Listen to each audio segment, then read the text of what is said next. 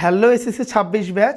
আজকে তোমাদের জন্য আমি ফিজিক্সের একটি গাইডলাইন ভিডিও নিয়ে আসছি যে তোমরা এই ফিজিক্স সাবজেক্টটা কিভাবে পড়বা, কিভাবে শেষ করবা, আর তোমার এই ফিজিক্সের জার্নিটা কিভাবে যাবে। দেখো, তোমরা ক্লাস 9-এ কিন্তু শুধু একটা বিজ্ঞান বই পাইছিলা। ওই একটা বিজ্ঞান বইয়ের মধ্যে ফিজিক্স ছিল, কেমিস্ট্রি ছিল, বায়োলজি ছিল, তাই না? এইগুলো কি কম্বিনেশনে ছিল বা কম্বাইন ছিল। এখন কি হয়েছে, প্রত্যেকটা সাবজেক্ট আলাদা আলাদা করে ভাগ হয়ে গেছে। ফিজিক্স যেমন ভাগ হয়েছে, কেমিস্ট্রি এমন ভাগ হয়েছে, বায়োলজি কি ভাগ হয়ে গেছে। প্রত্যেকটা আলাদা আলাদা কি সাবজেক্টে পরিণত হয়েছে। এখন আজকে আমার হবে গাইডলাইন হবে ফিজিক্সের উপর, এরপরের গাইডলাইন আসবে হয়তো কেমিস্ট্রির উপর, ঠিক আছে? তা আজকে আমার আলোচ্য বিষয় কি, এই ফিজিক্সে তোমার কি কি চ্যাপ্টার আছে, শর্ট সিলেবাসে প্রশ্ন প্যাটার্ন কীভাবে হবে, যেগুলো চ্যাপ্টার আছে ওগুলোর জার্নি তোমার কেমন যাবে, ওগুলো নিয়ে আজকে আমরা আলোচনা করব।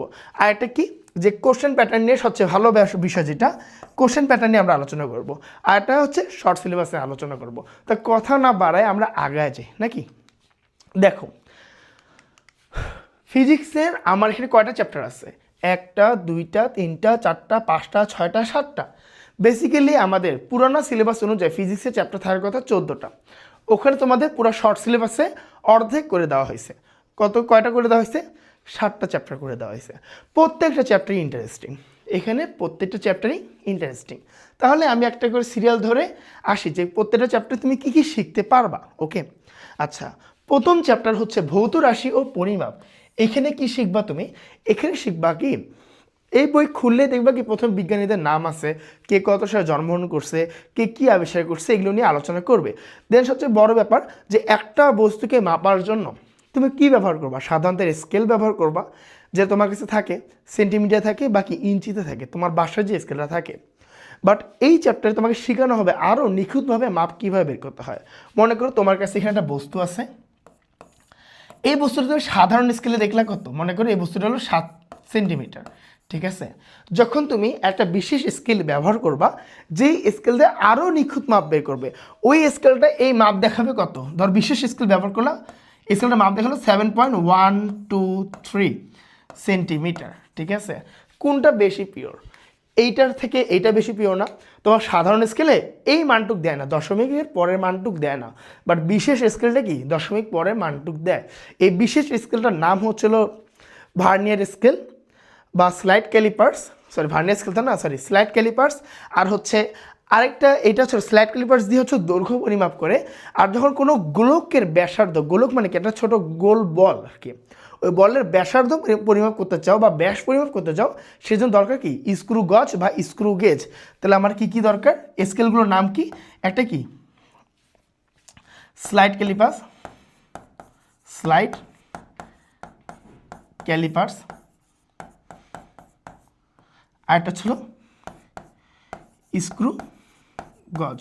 ওকে, এই দুইটা স্কিল নিয়ে তুমি ভালোভাবে জানাশোনা করতে পারবা, বাকি এইগুলো নিয়ে পড়তে পারবা।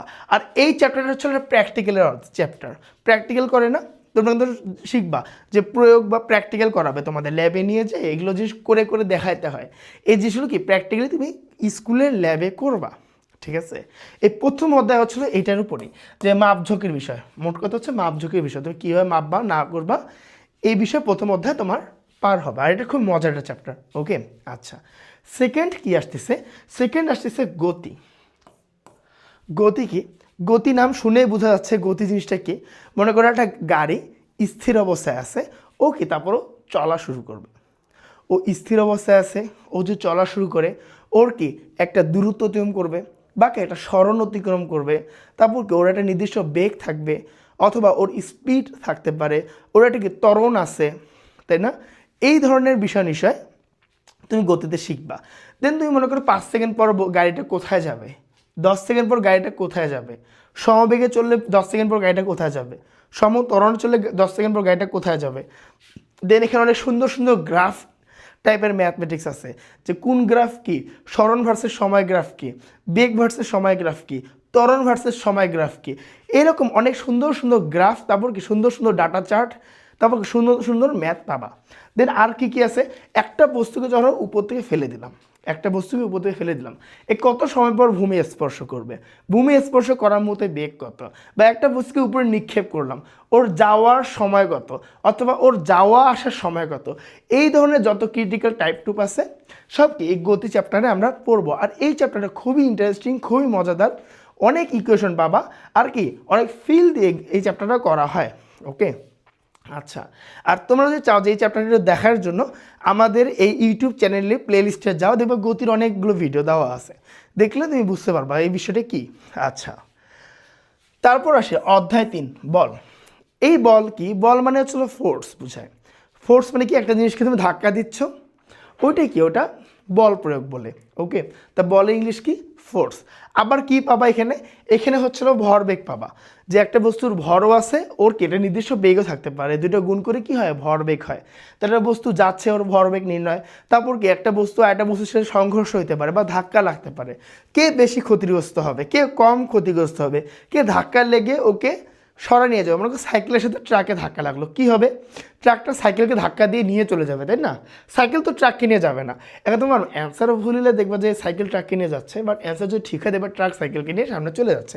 এই ধরনের মজার মজার টপিক কী পড়বা, এই বলে পড়বা। আবার ঘর্ষণ সম্পর্কে জানতে পারবা। ঘর্ষণ কি, ঘর্ষণ যে ফ্রিকশন, মনে করো হাত, দেখো এই হাতের উপর হাত রাখছি, নিতে কষ্ট হচ্ছে না, কেন কষ্ট হচ্ছে, আমার ঘর্ষণের কারণে। ওকে, বা আমি যদি একটা গ্লাসের উপর, মনে করো এই ক্যালকুলেটরের উপর এই কয়েনটা রাখলাম, যাচ্ছে না, এটা কিসের জন্য যাচ্ছে, জোরে তো যাচ্ছে না, আটকে যাচ্ছে, তো কেন আটকে যেতেছে, ঘর্ষণের কারণে। ঠিক আছে, এই ধরনের জিনিসপাতি কি এই চ্যাপ্টারে শিখবা। তারপর আসি 4র্থ অধ্যায়, কাজ, ক্ষমতার, শক্তি। একটা বস্তুর কাজ কিভাবে হয়, আসতেও কিভাবে কাজ সম্ভব, সেই ধরনের পড়াশোনা আমরা এখানে শিখবো। যে তুমি মনে করো বসে আছো সারাদিন, মনে করো দারোয়ান বসে আছে গেটের সামনে, ওর কিন্তু কাজ হবে না, ফিজিক্সের ভাষা, ওর কিন্তু কোনো কাজই হবে না। ঠিক আছে, কাজ করতে গেলে কি করতে হবে, বল করতে হবে, দেন স্মরণ ঘটাতে হবে। এই জিনিস বেসিকলি বুঝবা কোথায়, এই চ্যাপ্টারে। ক্ষমতা কি, তোমার কত পাওয়ার, ক্ষমতা জিনিস তো পাওয়ার, তাই না? ক্ষমতা কেন আসে, কিভাবে আসে, এলো কি শিখবা এই চ্যাপ্টারে। দেন শক্তি কি, কাজ কি, শক্তি কি, ক্ষমতা কি, এই 3টা একের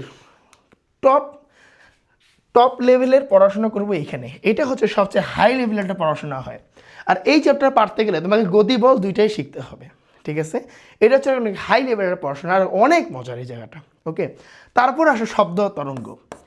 তোমরা সাউন্ড শুনছো, ওয়েভ শুনছো, অসিলেশন শুনছো, এই যেহেতু জানি, তাই না? শব্দ করলে কীভাবে যায়, সাউন্ড কীভাবে যায়, মুভি বা কার্টুন তো দেখো, তাই না? বা হচ্ছিল ফোনের মধ্যে রেকর্ড অন করে দেখো না, কম্পন হয়। এই জিনিসগুলো কীভাবে আসে, কেন আসছে, কিসের জন্য ওখানে দেওয়া হয়, বা মেসেঞ্জারে যখন ভয়েস সেন্ড করো তখন দেখো না একটা কম্পন আসে, কম্পন দেখা যায় যে কেন হয়, এগুলো আমরা কই শিখি, এই শব্দ তরঙ্গে শিখবো।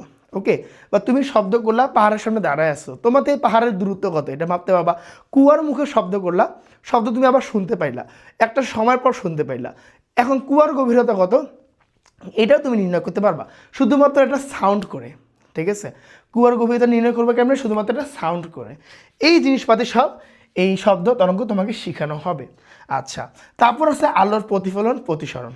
আচ্ছা, আলোর প্রতিফলনটা কি, মনে করো তোমার কাছে একটা, আচ্ছা কি সহজে উদাহরণ দিই, চামচ আছে না, স্যুপ খাওয়ার চামচ, স্যুপ খাওয়ার চামচকে স্টিলেরটার কথা বলতেছি আর কি, মানে যে কোনো কিছু, মানে চা নাড়ার চামচের কথা বলি।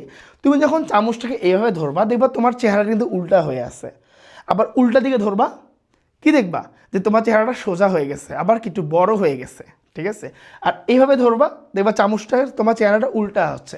এখন কেন উল্টা হচ্ছে, আবার উল্টা করে ধরলে কেন সোজা হচ্ছে, এই ধরনের জিনিসপাতি কই শিখবা এই আলোর প্রতিফলনে।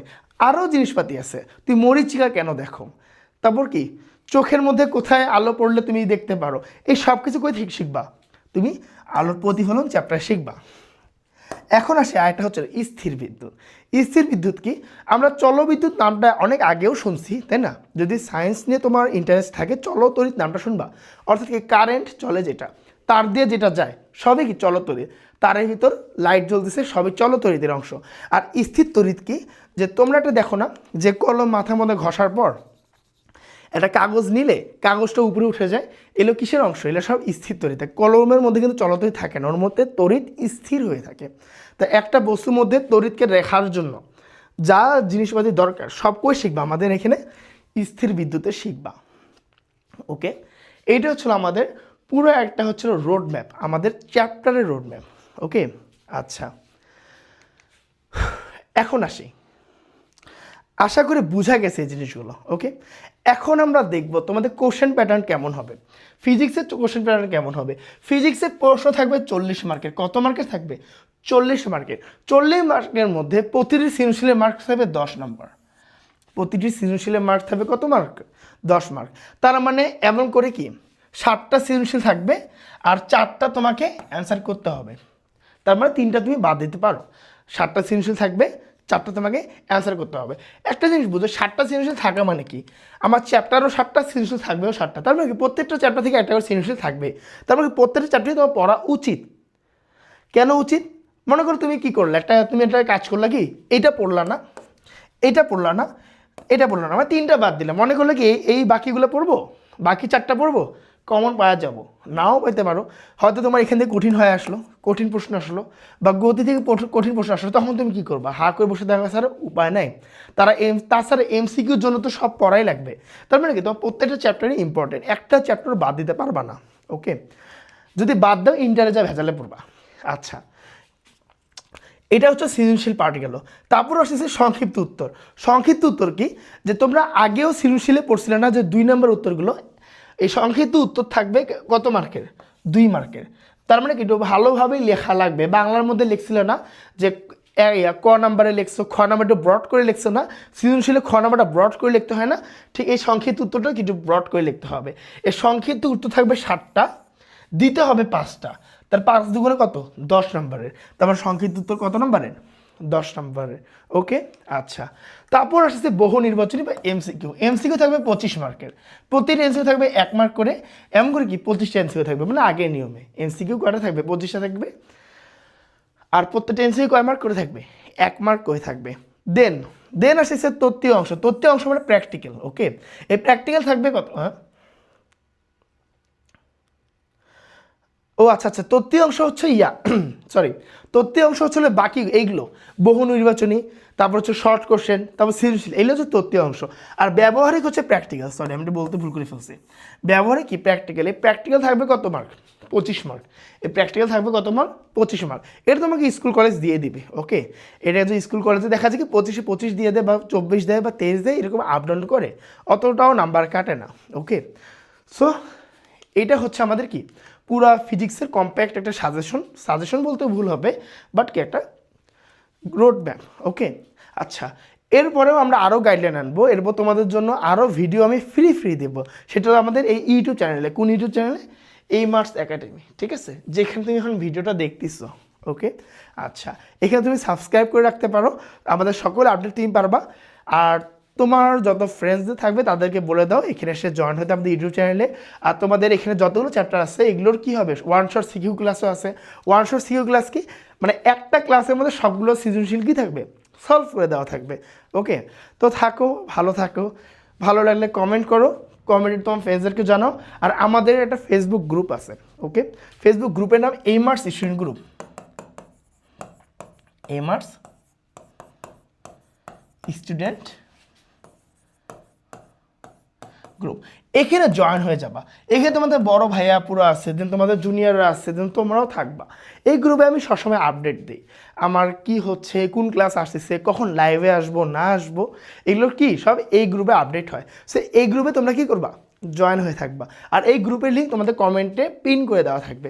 ওকে, সবাই ভালো থাকো, সুস্থ থাকো, আবার দেখা হবে। আল্লাহ হাফেজ।